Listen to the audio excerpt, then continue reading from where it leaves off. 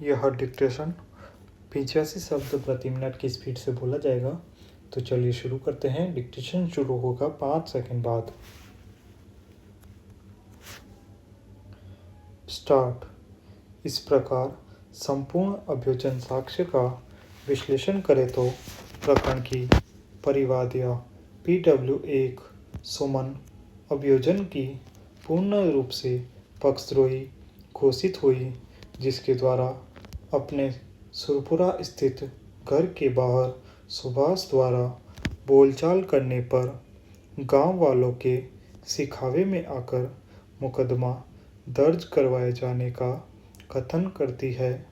वह अभियुक्त सुभाष द्वारा उसके साथ छेड़छाड़ कर लज्जा भंग किए जाने से स्पष्ट इनकार करती है। वह साथ ही अभियुक्त से स्वयं का राजीनामा हो जाना स्वीकार करती है। कमोबेश इसी आशय के कथन परिवादिया के ससुर PW2 जेठाराम द्वारा भी किए गए हैं, जिसके द्वारा सुमन के घर के बाहर सुभाष द्वारा बोलचाल करने पर गांव वालों के सिखावे में आकर मुकदमा दर्ज करवाए जाने का कथन किया गया। वह अभियुक्त से राजीनामा हो जाना भी स्वीकार किया गया तथा सुभाष द्वारा उसकी पुत्रवधू सुमन के घर में घुसकर उसकी लज्जा भंग किए जाने से स्पष्ट इनकार करता है। इस प्रकार प्रकरण में किसी भी गवाह द्वारा अभियोजन कथानक का समर्थन नहीं किया है। वह अभियुक्त द्वारा परिवादिया सुमन के घर के बाहर बोलचाल करने पर आवेश में आकर मुकदमा दर्ज करवाए जाने व अभियुक्त द्वारा परिवादिया की लज्जा भंग किए जाने के संबंध में स्पष्ट इनकार किया है। प्रकरण में स्वयं परिवादिया PW1 सुमन व PW2 जेठाराम द्वारा अभियुक्त से राजीनामा हो जाना स्वीकार किया गया है, जिस संबंध में प्रकरण में परिवादिया सुमन द्वारा दिनांक 3/12/2024 को अभियुक्त के साथ अपराध अंतर्गत धारा 354A भारतीय दंड संहिता 1860 में राजीनामा किया गया है, जो नाकाबिल राजीनामा होने से मात्र शामिल मिसल किया गया है। पैराचेंज।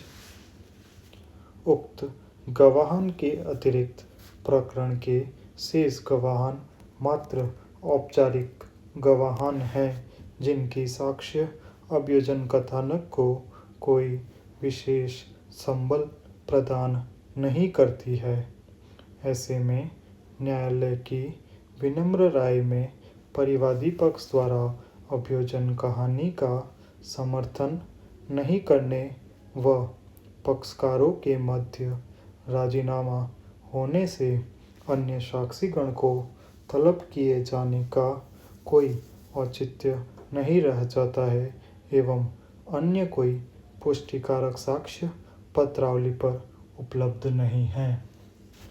सतीश मेहरा बनाम दिल्ली प्रशासन एवं अन्य 1996 में यह व्यवस्था दी कि जब न्यायाधीश इस बात से संतुष्ट हो जाए कि प्रकरण में दोष सिद्धि की संभावना शेष नहीं है, न्यायालय का महत्वपूर्ण समय केवल औपचारिकता पूर्ण करने के उद्देश्य में बर्बाद नहीं होना चाहिए और प्रकरण को तुरंत निर्णीत कर देना चाहिए। पैराचेंज। इस प्रकार प्रकरण में स्वयं परिवादिया PW1 सुमन द्वारा अभियुक्त द्वारा उसकी लज्जा भंग किए जाने से स्पष्ट इनकार किया है। वह अभियुक्त द्वारा परिवादिया के घर के बाहर बोलचाल करने पर आवेश में आकर मुकदमा दर्ज करवाए जाने का कथन किया गया है एवं प्रकरण का अन्य महत्वपूर्ण गवाह PW2 जेठाराम भी पूर्ण रूप से पक्षद्रोही घोषित हुआ है, जिसने अभियोजन कथानक का समर्थन नहीं किया है, जिसके आधार पर संपूर्ण अभियोजन कथानक गंभीर रूप से संदेहास्पद बन जाता है। इस प्रकार उक्त गवाहन के अलावा अन्य कोई पुष्टिकारक साक्ष्य पत्रावली पर उपलब्ध नहीं है, जिससे अभियुक्त के विरुद्ध आरोपित अपराध प्रमाणित माना जा सके। पैराचेंज। लिहाजा उपरोक्तानुसार किए गए विवेचन के आधार पर अभियोजन पक्ष अभियुक्त के विरुद्ध युक्ति युक्त संदेह से परे प्रमाणित करने में असफल रहा है कि अभियुक्त द्वारा दिनांक 15/8/2024 को समय करीब 10 AM सरहद सुरपुरा में खेत सिंह की ट्यूबवेल पर बने परिवादिया सुमन के ढालिए में प्रच्छन्न गृह अतिचार या गृह वेतन का अपराध कारित कर परिवादिया सुमन की नारी सुलभ लज्जा को भंग करने के आशय से उसके साथ अश्लील हरकतें करके हमला या आपराधिक बल का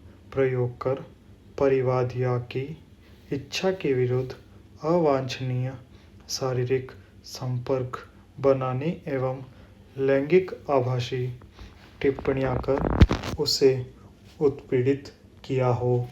स्टॉप।